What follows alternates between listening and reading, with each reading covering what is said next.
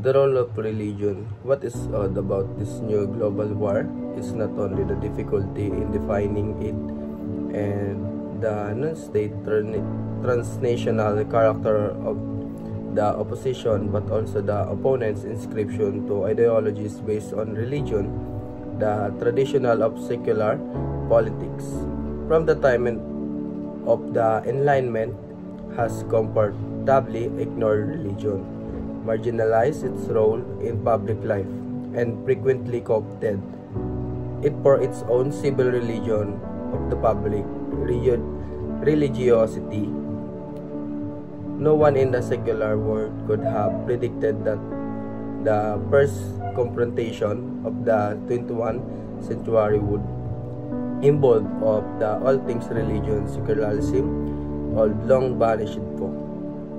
Religious actives are puzzling anomalies in the secular world. Most religion people and their organization are either firmly supportive of the secular state or quiescently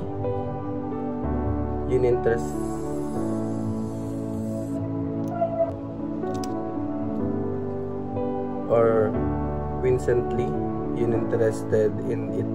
Osama bin Laden, Al-Qaeda network, like most the new religious activists, comprise a small group at the extreme end of the hostile subculture, and itself is a small minority within the larger world of the religious culture. Osama bin Laden is no more representative of Islam than Timothy McVeigh is of Christianity, or Japan Shoko Asahara is of Buddhism.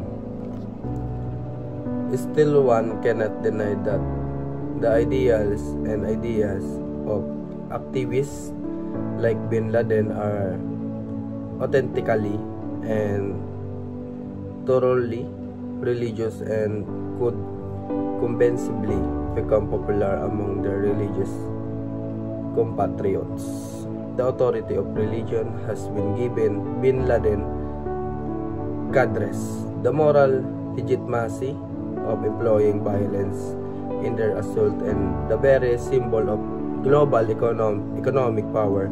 It has also provided the metaphor or cosmic war, an image of a spiritual struggle, fronting ranking within the repository of symbols, the fight between good and bad, truth and evil.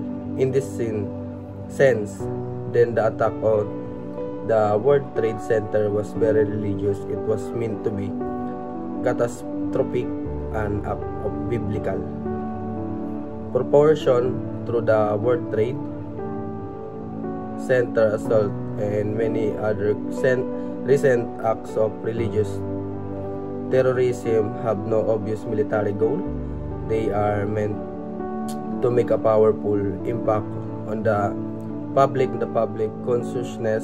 These are acts meant to television. They are the kind of perverse performance of power meant to ennoble the perpetrators' views of the world and to draw us into their notion of cosmic war. In my comparative study of cases on religious terrorism around the world, I have found strangely familiar pattern. In all of these cases, concept of cosmic war are accompanied by strong claims of moral justification and an enduring absolutism, and transform worldly struggle into sacred battle.